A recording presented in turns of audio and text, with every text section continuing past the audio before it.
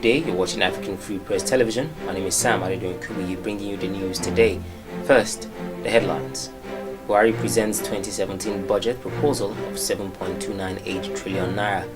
Senate seeks resignation of Babachir Lawal, and attacks on assets cost NNPC 1.5 trillion naira in 2016. President Muhammadu Buhari has presented a budget proposal of 7.298 trillion naira for the 2017 fiscal year.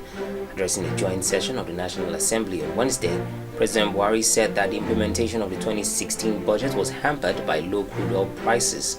The 2017 has an increase of 20.4% over the 2016 budget. The 2017 budget is based on the crude oil benchmark price of $42.5 per barrel, with an output of 2.2 million barrels per day. Highlights of the budget include improved business environment, governance, as well as security of lives and property. Government expenditure is to be funded by the sum of 4.94 trillion naira, while oil is to contribute 1.98 trillion naira of the amount.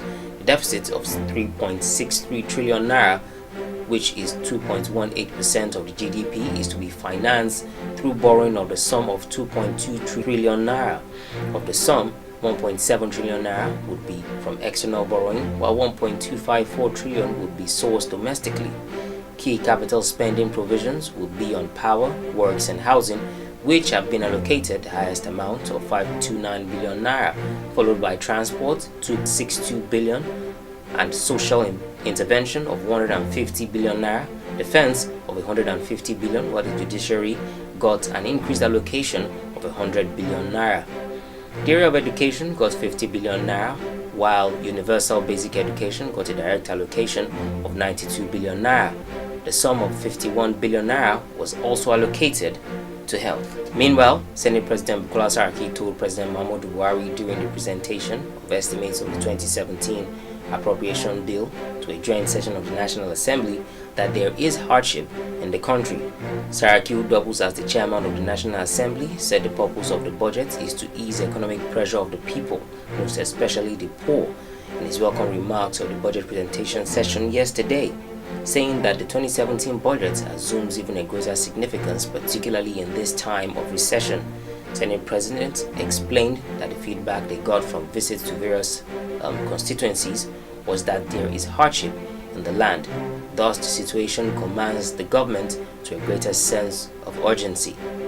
The Senate President expressed delight that the 2017 budget presentation was coming early this year, which came earlier than that of 2016. Moreover, he said that the 2017 appropriation bill has benefited from greater consultation and cooperation from the executive arm of the government and the legislature.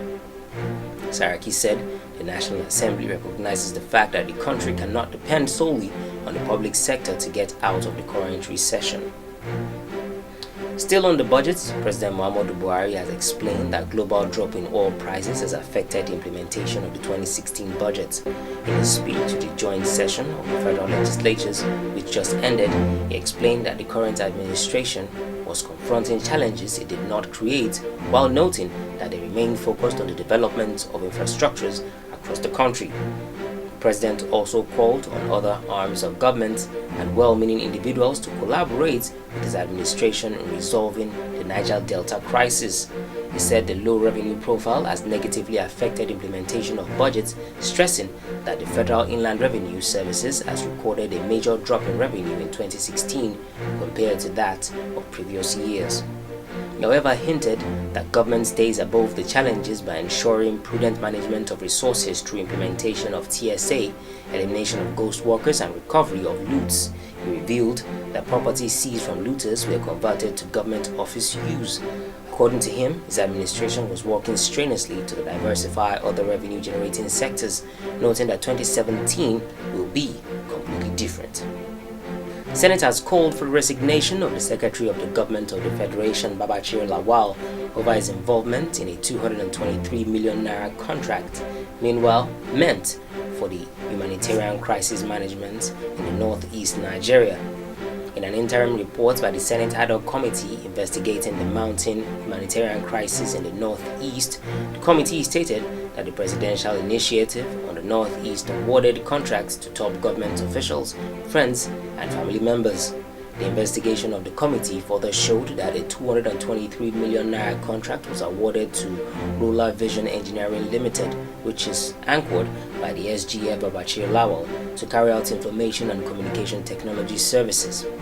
In the report, it further stated that although Mr. Babachir resigned the directorship of the company in September 2016, he is allegedly still the signatory to the accounts of the company. Lawmakers, however, say that this is against civil service rules and the SGF must be prosecuted.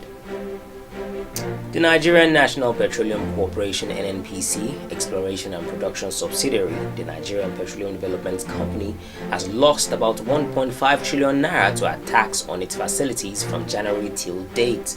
Group Managing Director of NNPC, Dr. Maikanti Baru, disclosed this at the opening ceremony of the 2016 NNPC Security Awareness Week with the theme NNPC Security, a task for all stakeholders. Lamented that rising spat of criminality in the society at large and in the oil and gas industry in particular, leading to loss of much needed revenue. He urged all Nigerians to do everything possible to help protect national assets, adding that the government at various levels are doing much to fight criminality and that success can only be achieved when all stakeholders imbibe the consciousness that security is a task for everyone. The GMD also used the opportunity to launch corporations kidnapped from ransom policy to raise the staff's awareness on the need to avoid actions that predispose them to being kidnapped, especially at a time like this when kidnapping for ransom has become very rampant. That brings us to the end of the news today. I remain Sam Adedoyin Kubi. Thanks for watching.